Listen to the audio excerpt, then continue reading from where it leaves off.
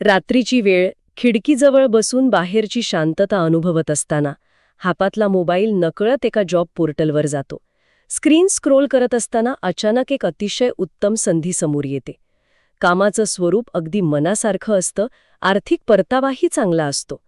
बोट नकळत त्या आपल्या बटनाकडे जातं, अगदी जवळ पोचतं आणि अचानक मनात एक विचार येतो. अजून वेळ आहे, अजून थोडं थांबूया. हो, अगदी हेच.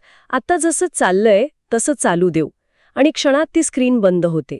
रात्री झोपताना तोच विचार पुन्हा डोकं वर काढतो की जर मगाशी तो अर्ज केला असता तर काय झालं असतं. पण दुसऱ्या दिवशी सकाळी पुन्हा तीच सवय, थांबणं, गोष्टी पुढे ढकलणं आणि स्वतःलाच काहीतरी समजावणं. खरंय. आणि हा प्रसंग ऐकताना मला खात्री आहे की अनेक जण स्वतःशी जोडले गेले असतील. कारण हे कुठेतरी आपल्या सर्वांसोबतच घडत असतं. तो जॉब पोर्टलवरचा प्रसंग वरवर पाहता अत्यंत साधा वाटतो, पण तो मानवी स्वभावाचा एक खूप प्रातिनिधिक क्षण आहे. आपण याला अनेकदा प्रॅक्टिकल विचार म्हणतो. म्हणजे एक प्रकारची सुरक्षितता शोधण्याचा प्रयत्न. अगदी बरोबर. सद्यस्थिती टिकवून ठेवण्याचा आपलं कल खूप प्रबळ असतो. मानवी मेंदू हा मुळातच बदलाला एक प्रकारचा धोका मानतो. एखादी नवीन गोष्ट सध्याच्या परिस्थितीपेक्षा कितीही चांगली असली तरी मन आधी त्यातले संभाव्य धोके शोधायला लागतं. त्यामुळे हे फक्त एका नोकरीच्या अर्जाबद्दल नाहीये, तर आयुष्याच्या प्रत्येक वळणावर आपण जो हा एक पॉज घेतो त्याबद्दल आहे. हां. आणि हा पॉज आपण फक्त ऑफिस किंवा करिअरमध्येच घेत नाही. आपल्या रोजच्या आयुष्यात अशी कितीतरी उदाहरणं दिसतात. समजा एखाद्या व्यक्तीला घरच्या घरी स्वतःचा एखादा छोटा व्यवसाय सुरू करायचा आहे. अगदी मेणबत्त्या बनवण्याचा का असेना. हो ना, सगळं नियोजन वहीत अगदी तयार असतं. तंतोतंत. कोणतं सामान कुठून आणायचं, कोणाला विकायचं याची पूर्ण यादी असते. पण जेव्हा खरोखर पैसे गुंतवण्याची वेळ येते, तेव्हा पाऊल मागे घेतलं जातं. लोकं काय म्हणतील, माझे साठवलेले पैसे अडकले तर? ह्या भीतीने ती कल्पना फक्त त्या वहीतच बंद राहते. अधिक सोयीचं वाटतं. म्हणजे बघा, जर व्यवसाय सुरू केला आणि तो चालला नाही, तर त्या कृतीचा पश्चाताप अत्यंत तीव्र असतो. मी का असा निर्णय घेतला याची टोचणी लागून राहते. होय, पण तेच जर आपण काही केलंच नाही, तर तिथे कोणतीही कृती केलेली नसते.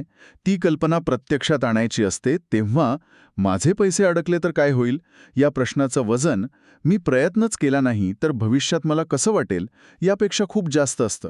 म्हणजे नुकसान कृतीतून झालं काय किंवा अक्रियतेतून. पण अक्रियतेचं नुकसान आपल्याला फारसं जाणवत नाही. आणि तसं पाहिलं तर व्यावसायिक आयुष्यापलीकडे जाऊन नात्यांच्या बाबतीतही लोक असाच पॉज घेताना दिसतात. हो, नात्यांमधली गुंतागुंत तर आणखीनच वेगळी असते. म्हणजे घरात किंवा एखाद्या जवळच्या नात्यात वरवर पाहता सगळं सुरळीत वाटत असतं. पण आतून एक प्रचंड अस्वस्थता असते. एका मोकळ्या संवादाची नितांत गरज असते. पण तरीही लोक शांत राहणं पसंत करतात. आत्ता बोलून काय उपयोग, उद्या बोलू. अगदी हेच. योग्य वेळ आली की नक्की बोलू असं म्हणून तो संवाद टाळला जातो. नात्यांसारख्या भावनिक विषयात लोक असा निर्णय का घेतात?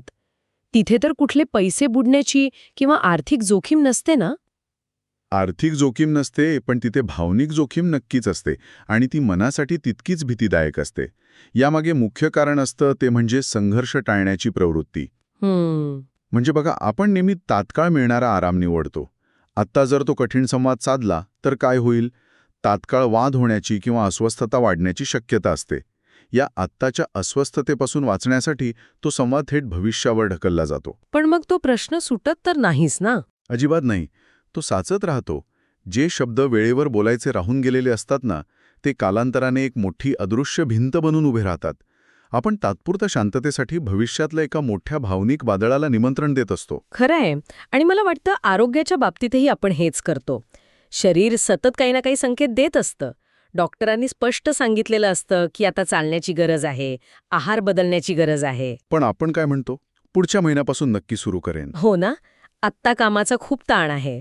म्हणजे इथेही भविष्यात होणाऱ्या संभाव्य आजारापेक्षा आज सकाळी लवकर उठण्याचा तात्काळ त्रास आपल्याला अधिक मोठा वाटतो. अगदी बरोबर.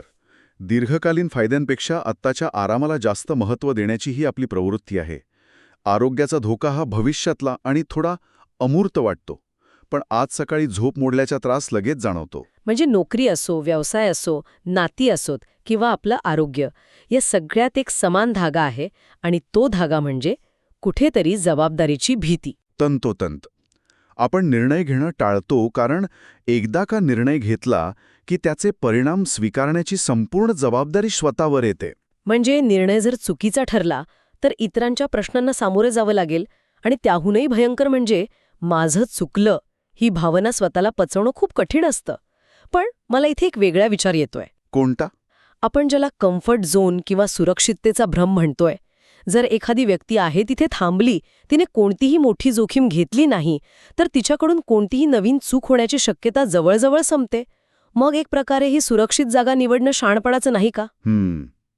हा विचार वरवर पाहता अत्यंत तार्किक वाटतो आणि म्हणूनच तो इतका धोकादायक आहे. म्हणजे कसं? कारण यातूनच सुरक्षिततेचा भ्रम निर्माण होतो. एक साधं उदाहरण घेऊ. जर आपण एखाद्या गोष्टीचा वापर केला नाही तर ती नैसर्गिकरित्या ऱ्हासाकडे जाते. हेच मानवी आयुष्यालाही लागू पडतं. इथे एक गोष्ट समजून घेणं अत्यंत महत्वाचं आहे. निर्णय न घेणं ही सुद्धा एक निवड असते. निर्णय न घेणं ही सुद्धा एक निवड असते. हो. एखाद्या व्यक्तीला वाटत असतं की तिने निर्णय फक्त प्रलंबित ठेवला आहे, होल्डवर ठेवला आहे, पण प्रत्यक्षात तिने आहे त्याच परिस्थितीत राहण्याचा निर्णय घेतलेला असतो. आणि जर आपण काहीही न करता जागेवर थांबलो तरी काळ थांबत नाही, बाह्य परिस्थिती थांबत नाही. होय, जग तर पुढे जातच असतं. अगदी. नवीन संधी, लोकांच्या अपेक्षा हे सगळं पुढे जात राहतं. त्यामुळे जागेवर थांबणं म्हणजे सुरक्षित राहणं नसून ते प्रवाहाच्या मागे पडणं असतं. हा मुद्दा खरोखरच अस्वस्थ करणारा आहे. हे घड्याळाच्या काट्यांसारखं आहे, जे कोणासाठीच थांबत नाहीत. जेव्हा निर्णय घेतला जात नाही तेव्हा परिस्थिती किंवा मग इतर लोक तो निर्णय घेऊन मोकळे होतात. आणि मग आपल्या आयुष्याचं स्टेअरिंग व्हील दुसऱ्याच्या हातात जातं. खरंय. आणि मग जे काही घडतं त्याला आपण खूप सहजपणे नशिबाचं नाव देतो. माझ्या नशिबातच नव्हतं. हो ना. ही एक प्रकारची बचाव यंत्रणाच आहे. जेव्हा आपण 5 किंवा 10 वर्षांनंतर मागे वळून पाहतो तेव्हा एका अतिशय टोकदार जाणीवेला सामोरं जावं लागतं. तेव्हा जर थोडं धाडस करून तो जॉब अप्लाय केला असता किंवा तो व्यवसाय सुरू केला असता तर आज परिस्थिती वेगळी असती. मनात सतत एक समांतर जग तयार होतं जिथे तो न घेतलेला निर्णय पूर्ण झालेला असतो आणि त्या कल्पनेतून निर्माण होणारी वेदना खूप मोठी असते. आणि या वेदनेपासून स्वतःचा बचाव करण्यासाठीच मग आपण नशिबाला दोष देतो. माझं कधी जमतच नाही अशी वाक्य वापरली जातात. कारण नशिबाला उत्तरं द्यावी लागत नाहीत. स्वतःच्या आत डोकावून पाहणं कठीण असतं, कारण तिथे एक शांत प्रश्न उभा असतो, मी खरंच प्रयत्न केला होता का? अगदी बरोबर. नशिबावर खापर फोडणं खूप सोपं असतं. पण इथेच खरी गंमत आहे. आपण ज्या नशिबाला एका बंद दरवाजासारखा पाहतो ते नशीब कदाचित आपल्या विरुद्ध नसतंच मुळी. अनेकदा ते फक्त एका अदृश्य साथीदारासारखं शांतपणे आपल्या पहिल्या पावलाची वाट पाहत थांबलेलं असतं. खूप सुंदर विचार आहे हा. जेव्हा आपण कोणतीही कृती करतो, अगदी छोटासा का होईना, एक निर्णय घेतो, तेव्हा आपण आपल्या आतल्या अस्वस्थतेला आणि सभोवतालच्या परिस्थितीला एक संकेत देतो की आपण बदलासाठी तयार आहोत. आपण हे विसरून जातो की कोणतेही निर्णय परिपूर्ण नसतात.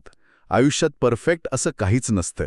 घेतलेले काही निर्णय नक्कीच चुकतील, काही वेळा अपेक्षाभंग होईल. पण त्या प्रत्येक चुकीतून आणि अपयशातून मिळणारा अनुभव हा एका जागी थांबून राहण्यापेक्षा कितीतरी पटीनं अधिक मौल्यवान असतो, होय ना? नक्कीच.